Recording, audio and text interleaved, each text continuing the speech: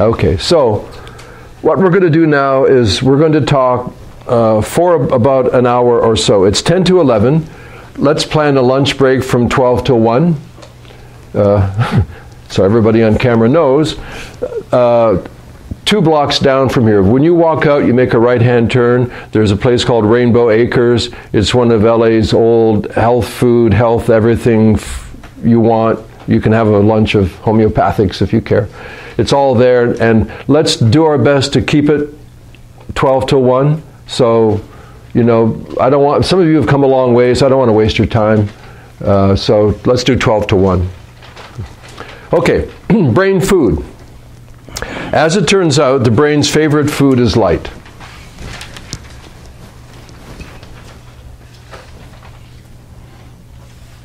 It's actually quite willing to skip photosynthesis, because photosynthesis, of course, starts with sunlight. Along comes this thing called a plant with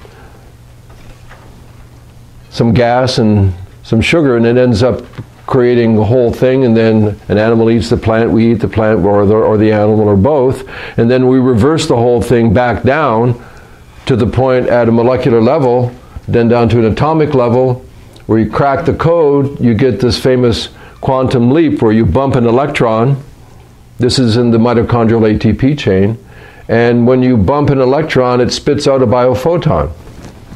And in the ATP chain, we even know the 3 principal wavelengths of that light. And I've had the good chance to be a part of that, where you put an IV right into the vein, and you do certain wavelengths to upregulate the 3 main steps of the ATP process. It's crazy. Luckily, the most important, the main one, is in the visible light range. It's not exact. 633, 635, 640, in that range works perfectly fine. Of course, whoever manufactures the device will say their wavelength is the holy grail. But even a low-level laser, although monochromic, still has a little bit of a variation. So, you know, a 640 is kind of a 638, 39, mostly 640, a little 641, but you'll say, listen, it's pure enough, we'll call it 640. So brain food. I had mentioned earlier that a complex adaptive system is capable of successful, ongoing self-organization if it has enough energy and the connectivity has integrity. Those are the 2 things. So the brain food is about the energy thing.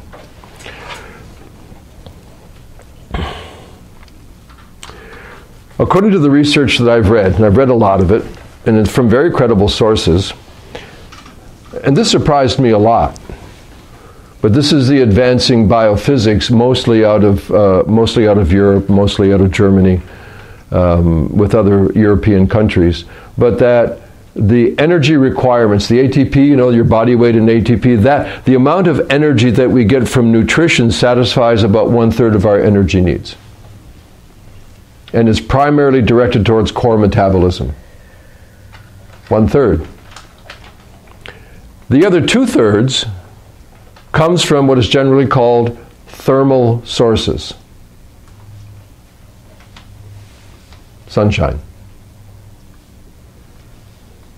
You what? Nobody ever taught me that before. But yeah. For example, let me put it on the negative. Usually these camp chairs I see you in your Facebook things all the time, right? When you're roaming around. Oh, maybe so. Aren't they? Yeah, I recognize them.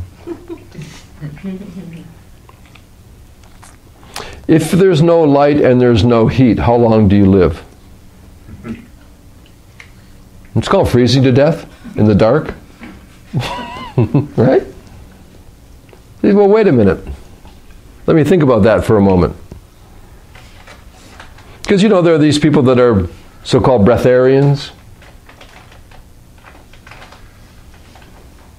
and others that don't say, if there are people, they're not even breatharians. You put them in a box, put them in the ground for a few days or a few weeks and take them out, and they go like that, and So what's going on? Take a flashlight. And I don't mean like a super cool new LED, just a dumb old flashlight. In a dark room, turn it on, put it to the palm of your hand, look at the back of your hand, what do you see? Red, orange, kind of yellow, right?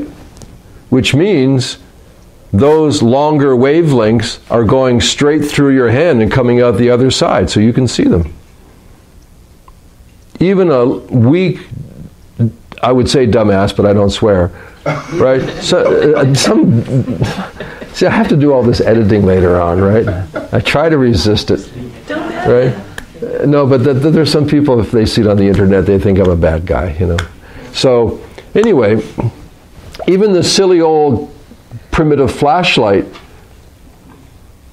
can generate enough light to go a couple of inches straight through skin, muscle, bone, fascia, and come out the other side. So what do you think what happens when you go stand out there in the sunshine and expose your skin?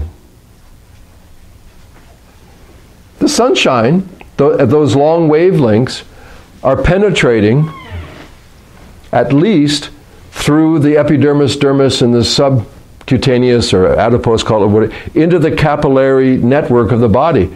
You're actually absorbing, you're eating light right into your bloodstream when you go in the sunshine. Come on. I'm going to stand for a minute. Okay. Thank you. You're welcome. That's where we get most of our energy, the excitation from thermal sources, what we call light and heat, which is essentially the same thing. We can generate, fire, heat, and things, but it's mostly sunshine. So the idea of putting light in the blood may seem radical, but the fact is it's the dominant source of our energy. The activation, the photonic excitation that goes into the tissue, into the bloodstream, then moves throughout the whole body and offloads at the areas of highest metabolic demand. Think of it in terms of chemistry, and I always say the same stupid example. When you eat an apple, how does the nutrition from that apple know how to get to your right big toe? It's not like you buy apples that are coded for your right big toe, like it's a DNA kind of a thing.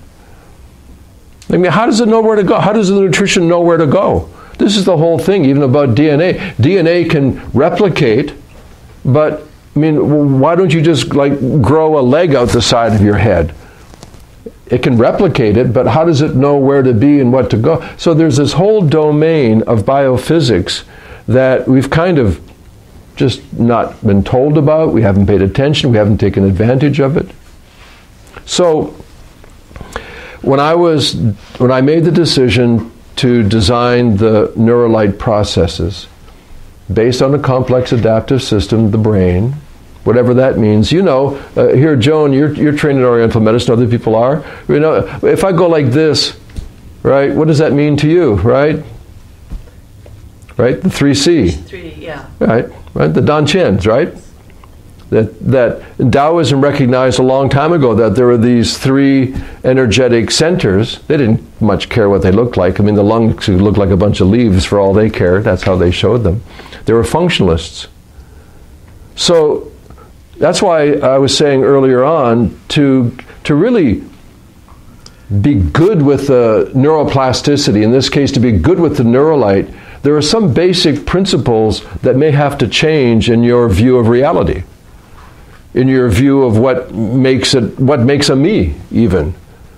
And right now everybody's totally freaked out about the sun. You're going to burst into flames with the horrible cancer if you go in the sun and all of that. And it turns out, solariums and the spas and where you would go to heal before there was so much chemistry is fresh air by the ocean in the sun. You take sun bath.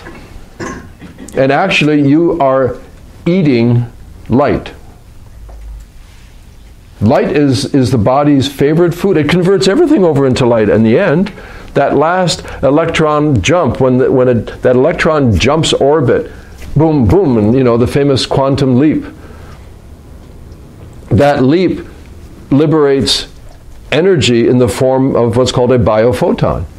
So much so now that with these biophoton amplifiers, it's measurable. We know the wavelengths.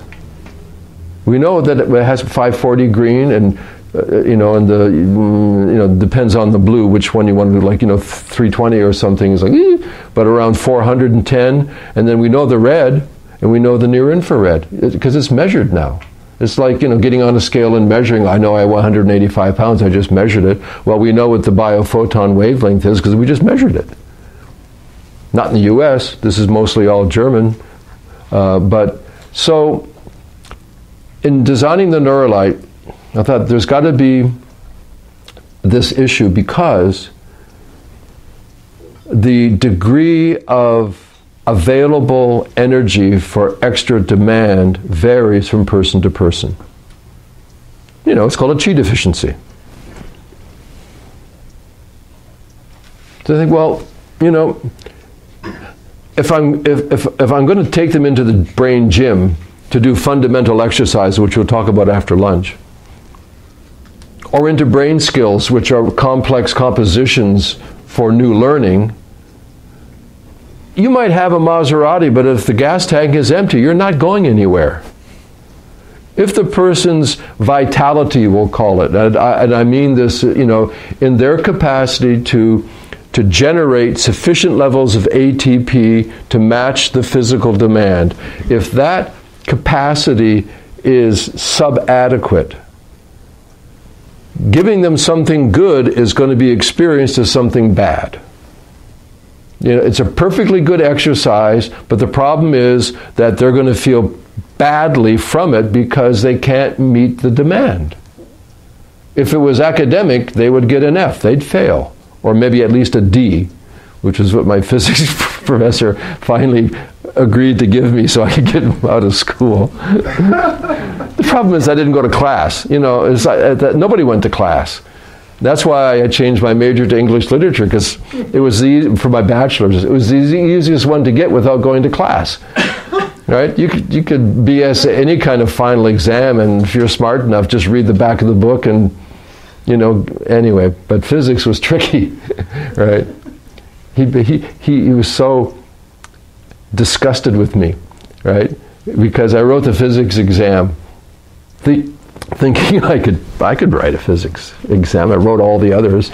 My philosophy is one of the big things, the 10-page essay thing, and I wrote one sentence.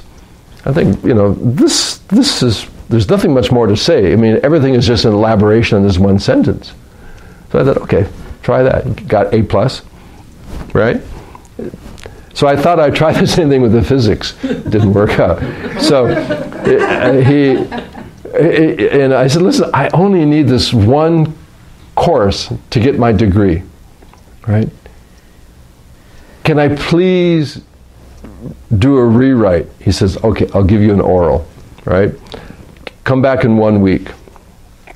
I came back in 1 week to his lab. He hated teaching. That was one thing. He only wanted to do research, so that's why he taught physics to arts majors, right? Because we were all the idiots. It didn't really matter. So, I don't know why I'm telling this story, it's just funny. And so, I did the exam, and he was so disgusted with me. I was a hippie at the time, and he wasn't. And he said, with like seething in his voice, my 12-year-old daughter knows more physics than you do. And I said, yes, I know. I'm sure she does. He said, okay. He said, and he gave me a D, so I got my degree. So I've learned more physics since then. I guess is what I'm trying to let you know is that I've learned more since then. Okay, it's like, why go to class when you could be having fun? It was 1969, 1970. What are you supposed to do? Give me a break. So,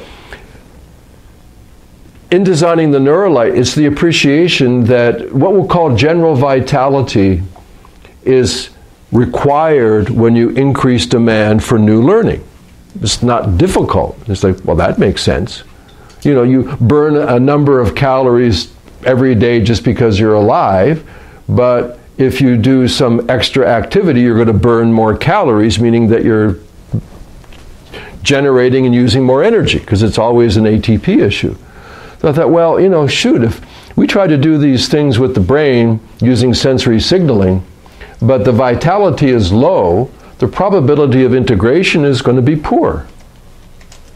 So what can I do about that? Well, pretty obvious. I've been doing all this light stuff. We need to include some way of introducing supplemental ATP into the system so that there's a better likelihood that the demand will have sufficient energy to fulfill itself. And I started off with the transcranial light as the component for this. If you Google transcranial anything, it'll pop transcranial magnetic, because that's the new darling right now. It creates hemispheric stimulation and excitation, so it potentiates a lot of states. It's very cool and very interesting, but it's non-vectored, meaning it doesn't have anything specific. You have to supply the specificity. It's like you want to drive someplace, but there's no GPS. It's just going to, but it's fantastic. But if you go Googling the transcranial light or transcranial photobiomodulation, different terms, what you're going to see is amazing, really encouraging stuff. That with the right rig, and LEDs are fine, superluminous. There's a Canadian company, it's called V-Light, like C'est la vie, V, French, it's French-Canadian. It's the Life Light. And they have a unit, it's about $1,500. On top of the Neurolite price, it's like, this is getting pretty expensive. There's a lot of very good studies. They're the first company in the West to try to commercialize it. We've been making these, because I live in the Orient now. In Taiwan and Korea and China, we've been making those units for a long while. They've been marketing them under hair growth, because there's certain types of baldness that respond well to LED or low-level laser stimulation. But they looked really dumb. The first ones, they use bicycle helmets, and they put the LEDs in a bicycle helmet. And I said, well, dude, that looks like Christmas time with a bicycle helmet. It looked lame, It didn't look credible for what it was capable of doing. And now it's progressed. And this V-Light, you can go online and see it, and it's kind of modular.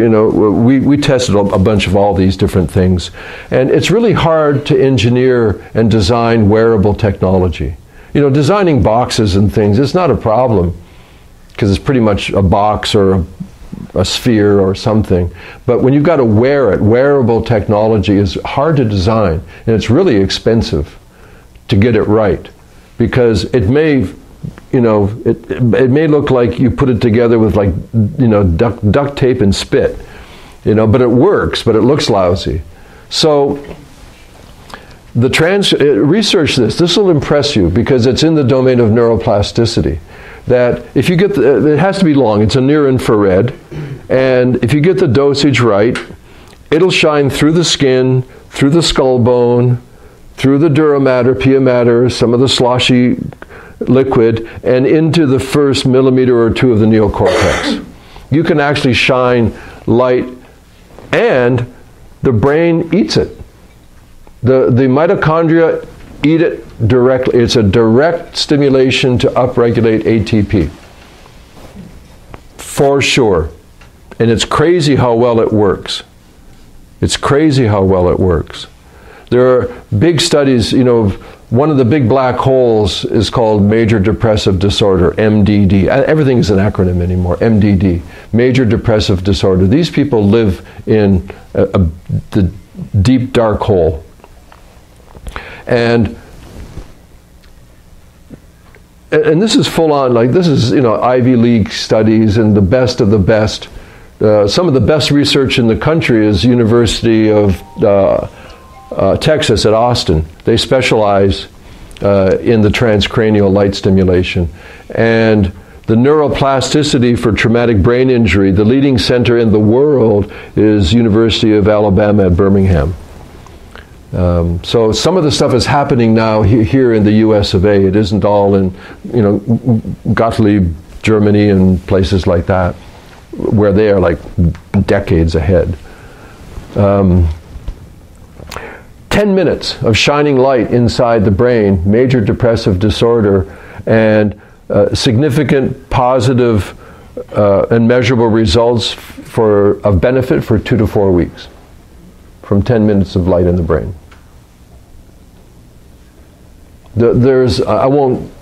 It's not boring you, I won't take the time to list all the different things that are responding to shining light into the neocortex. Now understand, the neocortex is only a couple of millimeters thick, not even, thin. So it's the outer coating of the brain, but a lot of important stuff happens there. The light doesn't go any further than that, but there's a lot of concept, maybe there's cascades and so on. So that's where I started for the brain food and the Neurolight, was the idea of transcranial. And I say, hey, if you got enough money, just go online, V-Light, and buy one. They're fantastic for what they do. Because, the brain consumes 10 times more, the average brain state consumes 10 times more energy than any other organ in the body. It's hungry. If you look at any of the models of the vascular network that supplies the brain, you think, that's a lot of blood. That's a lot of blood. And you don't even see the microstructures on these models. Those are just the macrostructures. It's like, why does the brain need that much blood? Well, because it's the transport system. And there's a lot of extended theory about that. But it's a transport system, not just for molecules. It's a transport system for the photoactivation that's in the blood. Yes, sir. I was just curious, what happens to the brain with people that go into these 14-day darkness retreats? Yeah, that's an interesting subject that we'll talk about privately, perhaps, because it's a bit odd for most people. I'm actually a very fortunate person that I've been trained in that tradition, so I know those practices. That's a big subject. It's a very, very nice one. I have to not want to talk about it right now. Okay. Yes, sir. Can you have too much supplemental ATP introduced into the brain, or does it operate? Like, does it stop?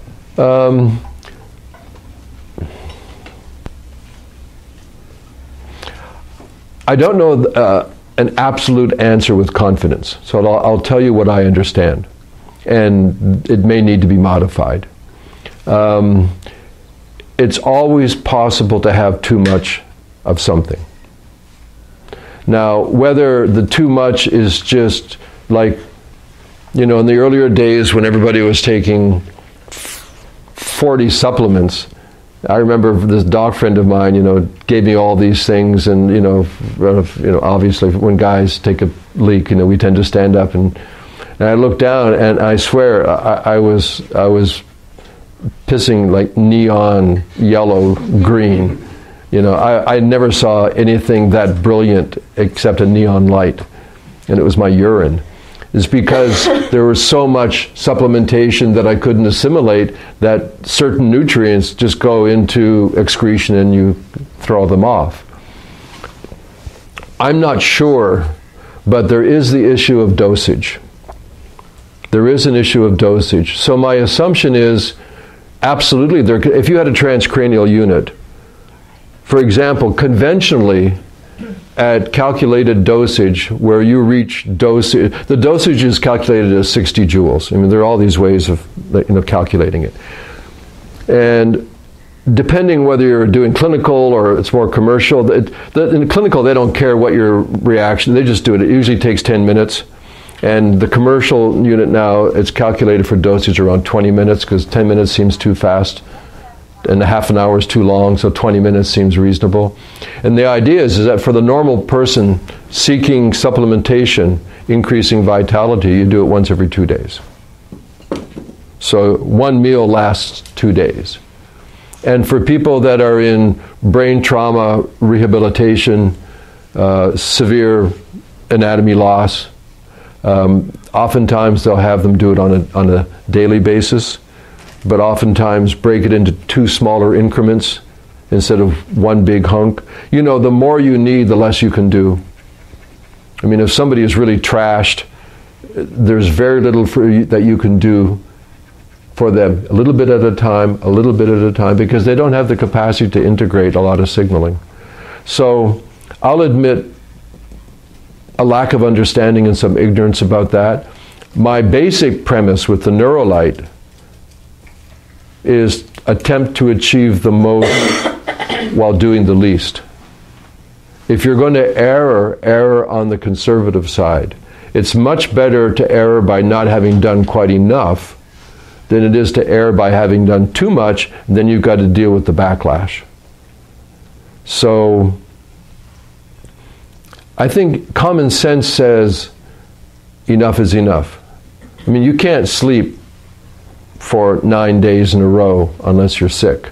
You know, the body just stops you from sleeping at a certain point. So my suspicion is there is too much, but I'm not clear about whether it's like the neon P, whether the body just trashes and degrades it and you metabolize it through your liver and it doesn't matter, or whether there's some kind of irritable reaction. But dosage is an issue. So it's always better to, you know, follow the guidelines and you're going to be safe. Resist that more is better thing. I mean, I learned that a long time ago with chocolate cake. You know. Now, and when you talked about those dosages, the 10 or the 20, are you referring to an ATP supplementer like the V-Lite or the Neurolite? I'll clarify that. Okay. I was talking about the V-Lite in that case. With the Neurolite, let's be clear that the brain food little thing and the flashy flickering light is a different thing. The flashy flickering light is not brain food. It's not designed to enter into the bloodstream. The wavelength of the LEDs is a very high, cool blue. Very, very short wavelengths have a lot of energy, but they don't penetrate the medium at all. They bounce off. That's why you put the flashlight on your hand, you see the red and the orange coming through. You don't see blue and green because those wavelengths don't penetrate. Long wavelengths penetrate. So red and near infrared will go more deeply and go through. The LED, the flashy stuff with the Neurolite, is on the other end. It's cool blue white. So it's not going to penetrate through in your skin and into the blood. No way. We use a retinal visual cortex neurology with the colors and the patterns and the brain signaling, and for the sound we use the cerebellum, right? And then there's an integration in the limbic system. But let's not confuse. What I'm talking about right now, the brain food, is the thing that you stick in your nose, because getting it in the blood is the goal. The transcranial is not trying to get it into the blood. It's trying to put it directly into the nerve cells of the neocortex. What I like about the nose thing, and you can also do it, you know, you can do it transcutaneous, but the skin is thicker and more opaque than the mucosa inside the nose. It's practically transparent, it's translucent. And the capillary network is so dense inside the nose, and for Orientalists we know the 6 main meridians converge here as well, that the intranasal is really good. I have devices where you put it over veins, and there's a lot of ways. This is not new stuff, it's old stuff. It's 20, 25 years old. And the clinical use is overwhelming in Asia, especially in China and Russia. It's like, well, yeah, of course, you know, why are we even talking about this?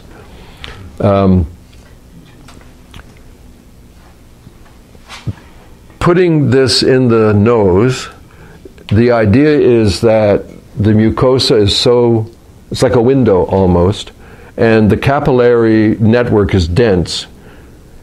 Nobody knows exactly where the activation grabs on, because it's not the red blood cell, because it's red. The red blood cell rejects red. That's why it's red. Right? I mean, leaves are, when we say eat your greens, we actually mean eat your blues and your reds. Because the green is not absorbed, it bounces off. So all the things that we see that look green are actually the blues and the reds. So eat your blues and reds, because it looks green just because that tissue won't accept that wavelength of light, so it bounces off, and we get to see what's bouncing off. So when you put red light into the bloodstream, the red blood cells couldn't care less. But there are a lot of other microscopic elements in the plasma, and some of the advanced theory says the activation is actually held because the excitement structures the aqueous base of the plasma, that it's actually putting the blood in a structured water state, and that when it comes into areas where there's metabolic demand, the excitation offloads. This is one of the marvelous things. It's like nutrition, that when you put this stuff into your blood, it will offload preferentially. Wherever the metabolic demand is highest, that's where it gets offloaded. It's like the complex adaptive system is very compassionate. It's not greedy. It goes where it needs. This introduces one of the contraindications for the brain food. People with diagnosed cancer. It's only a theoretical contraindication. It's never been proven to be true, but it follows the principle that if a person has a current active cancer, we put in a new SD card. If a person has a current active cancer, it's well known that cancer states have high metabolic demand.